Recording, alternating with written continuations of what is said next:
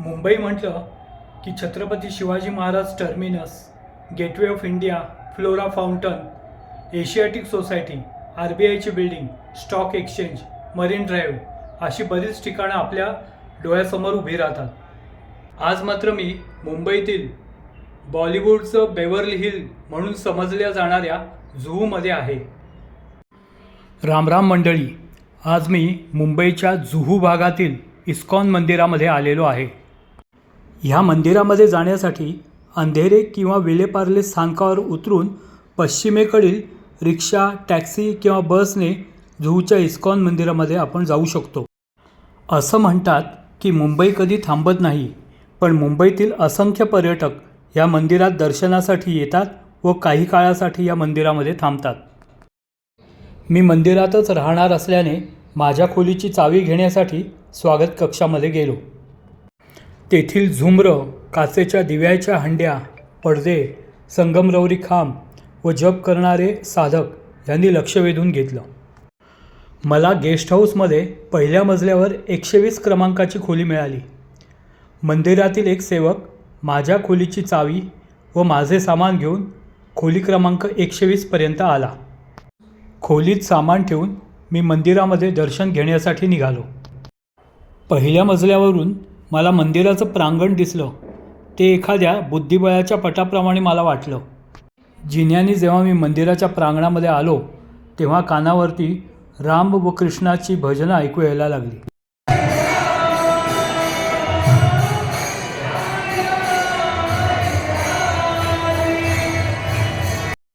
मंदिराच्या सभागृहात आलो असता मंदिरातील राधा रासबिहारी, गौर निताई व राम लक्ष्मण सीता हनुमंताच्या मूर्तींचं दर्शन घडलं.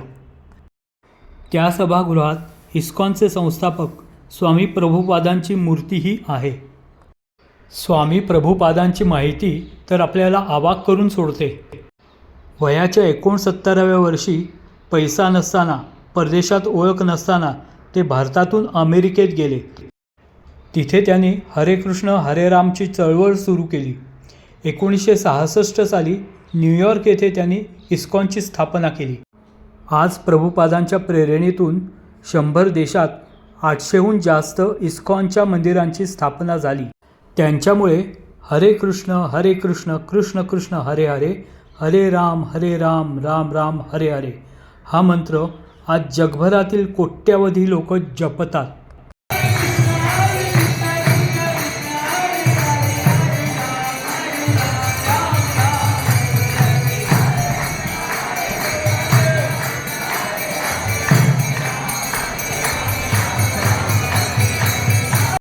हरे कृष्ण हरे राम हा जप करण्यासाठी मंदिरात येणाऱ्या भाविकांना जपमाळ दिली जाते. भाविकसुद्धा मोठ्या श्रद्धेने हा जप करतात. मंदिरात चालू असलेल्या भजनात मी सुद्धा थोडा वेळ बसून सहभागी झालो. नंतर मंदिर परिक्रमा म्हणजेच देवळातील प्रमुख देवांना प्रदक्षिणा घातली.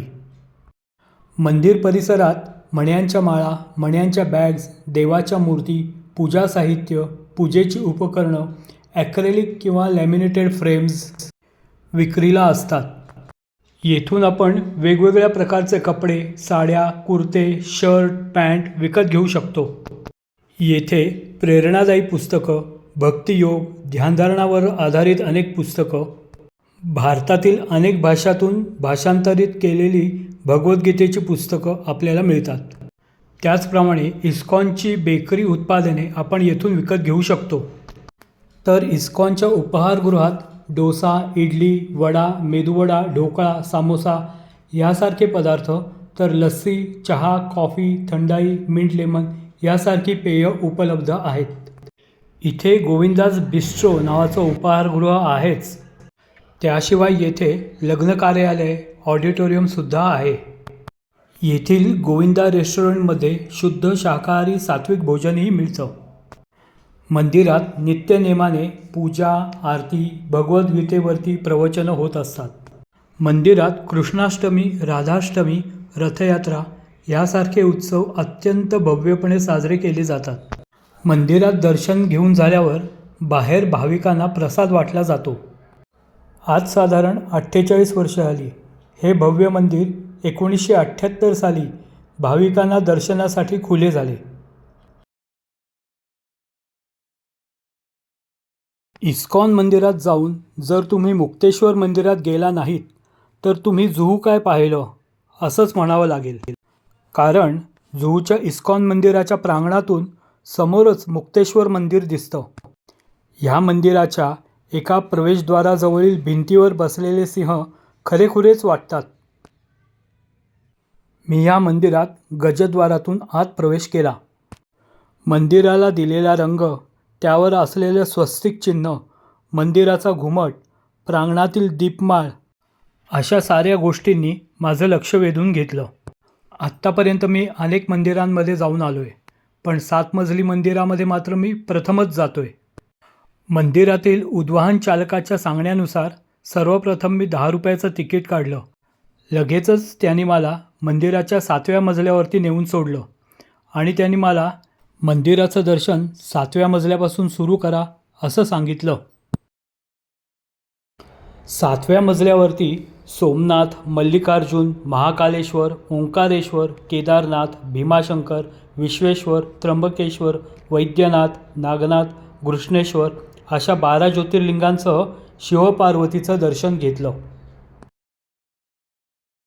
6व्या मजल्यावर गजानन महाराज, अक्कलकोट स्वामी, नित्यानंद बाबा, गगनगिरी महाराजांसह मच्छिंद्रनाथ, गोरखनाथ, जालंधरनाथ, कानिफनाथ, गहनीनाथ, भर्तृहरीनाथ, रेवणनाथ, चरपट्टीनाथ, नागेशनाथ अशा नवनाथांसह साईबाबांचं दर्शन घेतलं. 5वा मजला हा संत मंडप म्हणून ओळखला जातो. तिथे संत ज्ञानेश्वर, सूरदास, नारदमुनी, गोरा कुंभार, सावतामाळी, सेनानावी, संत सखू, संत कबीर, नरसिंह मेहता, मीराबाई, रोहिदास, एकनाथ, तुकाराम, समर्थ रामदास, झुलेलाल, रामकृष्ण परमहंस व जलाराम बाप्पांसह विठोबा रखमाईचं दर्शन घेतलं. 4थ्या मजल्यावरती नवदुर्गा मंडप, 3ऱ्या मजल्यावरती अष्टविनायक मंडप, 2ऱ्या मजल्यावरती दशावतार, 1ल्या मजल्यावरती बालाजीचा दरबार आहे, तर तळमजल्यावरती दत्तगुरू, गणपती, रामसीता, हनुमंत व नवग्रहाची मंदिरं आहेत. ह्या 7 मजली मंदिराचा प्रत्येक मजला वेगवेगळ्या देवदेवतांना किंवा संतांना समर्पित झालेला आहे. सर्व मजल्यावरील देवदेवतांची येथे नियमित पूजा होते. त्यांना छान पद्धतीने सजवलं जातं. त्यामुळे ह्या मंदिरातील कोणत्याही मजल्यावरती तुम्ही गेलात तरी मन प्रसन्न होतं. मुक्तेश्वर मंदिराच्या प्रांगणात येऊन एकदा वरपासून खालपर्यंत सर्व मजल्यांवरती देवदेवतांची व संतांची दर्शनं घेऊन आपण जेव्हा खाली येतो तेव्हा कमीत कमी 80 देवदेवता व संतांचा दर्शनाचा लाभ आपल्याला झालेला असतो. आज इस्कॉन मंदिरामध्ये गेलो होतो तेव्हा तिथे दर्शन घेण्यासाठी बरेच पर्यटक व परदेशी साधक आले होते. पण ह्याच इस्कॉन मंदिरासमोर असलेल्या मुक्तेश्वर मंदिरात मात्र गर्दी नव्हती. त्यामुळे हे मंदिर पर्यटकांना जास्ती परिचित नसावं असं वाटतं.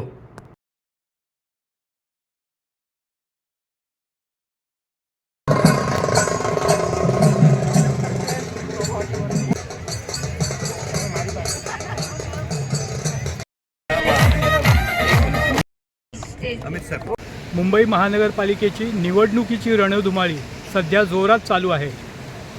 तर मुंबईतील 8 वॉर्डमधील उमेदवार प्रचार करण्यासाठी जुहू बीचवरती आले होते. वार्ड क्रमांक 64 से लेके वार्ड क्रमांक 71 तक आप उन्हें अपना साथ, सहकार्य और आशीर्वाद दें,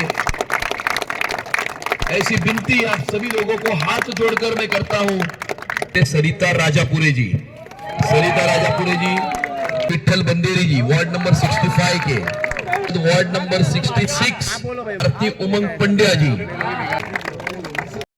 जुहूतील सगळ्यात वाईवालं ठिकाण म्हणजे जुहू बीच.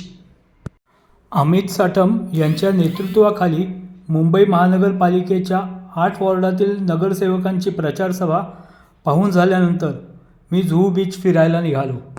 सुरुवातीलाच व्यायाम करणारा एक मोठा ग्रुप दिसला.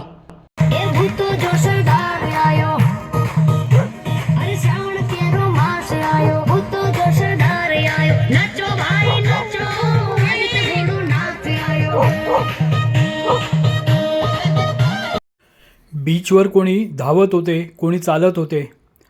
हा बीच साधारण 6 किलोमीटर विस्तीर्ण पसरलेला असल्यामुळे काही लोक दूरवरती फेरफटकाही मारत होते. तुळस, दुर्वा, आवळ्याचा रस विकणारी गाडी, शहाळीवाले यांनी त्यांचा धंदा सकाळीच सुरू केला होता. इथली भेळपुरी तर सुप्रसिद्धच आहे.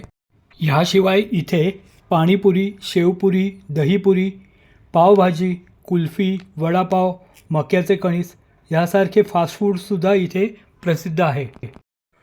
काही जण ध्यानधारणा करत होते, तर काही जण सायकलिंग, काही जण मच्छीमारीसाठी आले होते, तर काही जण बोटिंगसाठी आले होते.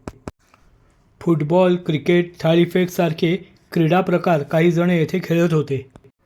तर पाळीव कुत्र्यांना फिरायला आणणाऱ्यांची लगबगही इथे दिसून येत होती. समुद्रकाठाने फिरत असताना या इमारतीकडे पाहिल्यावर या इमारतीतील लोकांना कायम समुद्राचं दर्शन होत असेल. खरंच किती नशिबान आहेत ही मंडळी, असा विचार डोकावून गेला.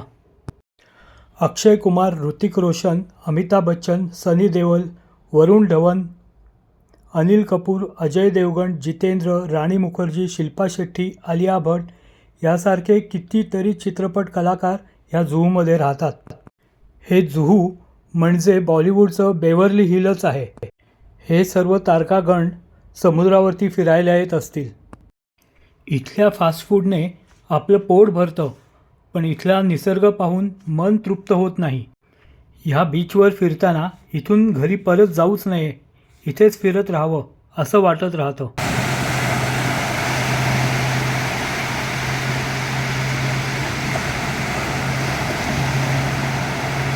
या जुहूच्या समुद्रावरती इस्कॉन व मुक्तेश्वर मंदिरावरती बनवलेली चित्रफीत आपण संपूर्ण बघा. लाईक करा, शेअर करा, सबस्क्राईब करा. भारत माता की